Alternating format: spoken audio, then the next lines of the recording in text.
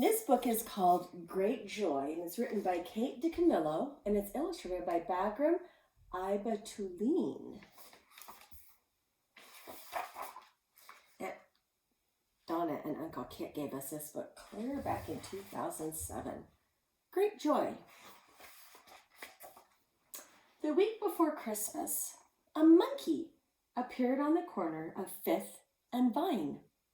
He was wearing a green vest and a red hat, and with him was a man, an organ grinder. Back in the day, that's how people listened to music.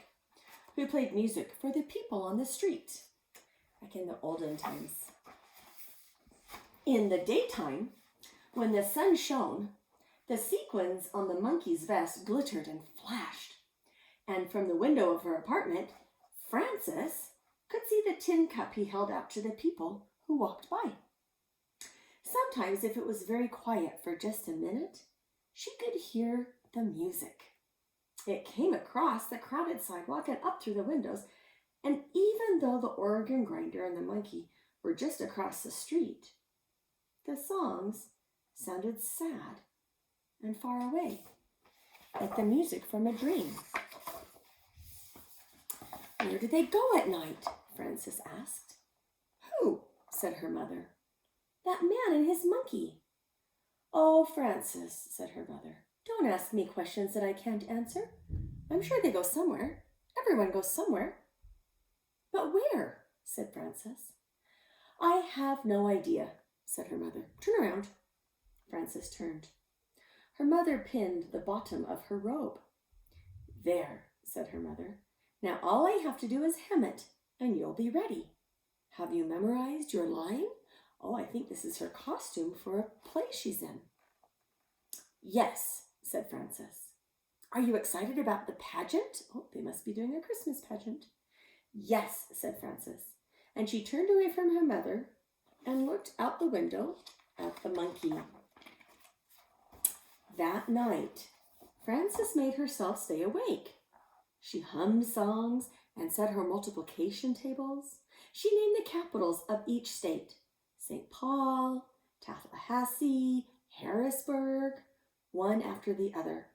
Every time she felt as if she might fall asleep, she shook her head and pinched her arm and opened her eyes wide. Finally, at midnight, Frances got out of bed and crept down the hallway to the living room.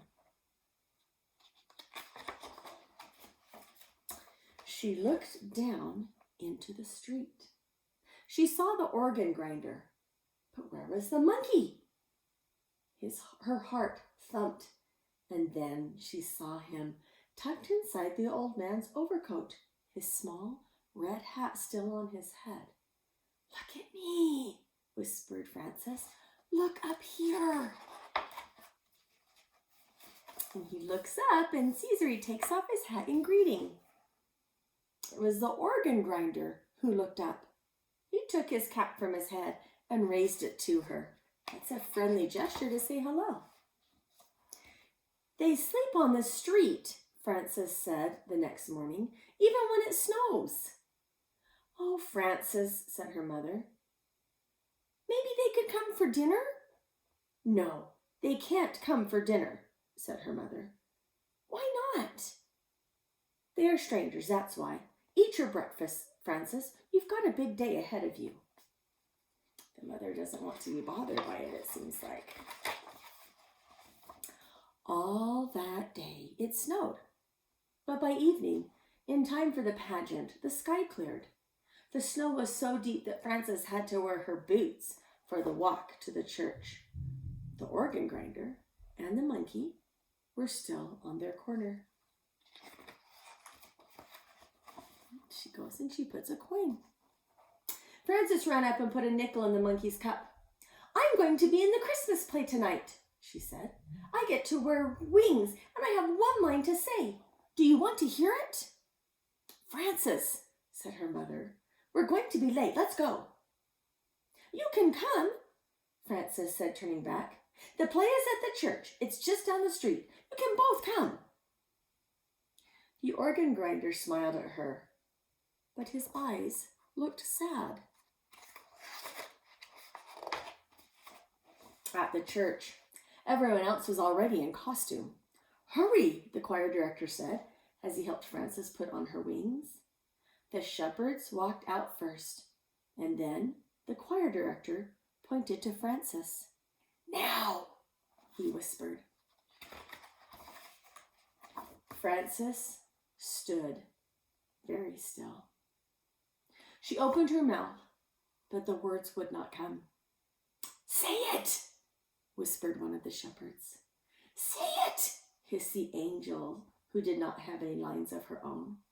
The camel, which was really two people, swayed nervously back and forth. But Frances could not speak. All she could think about was how cold it was outside, and how sad the organ grinder's eyes were, even when he smiled.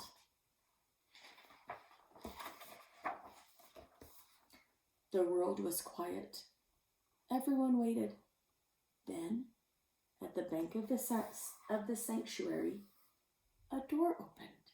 "It's the organ grinder and the monkey. They're coming."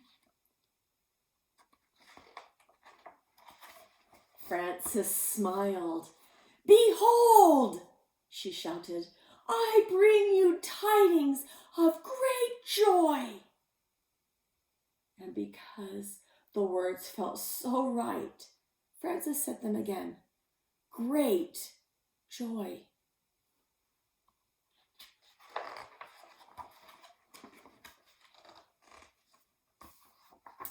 And afterwards, they have their party, and the monkey and the organ grinder come.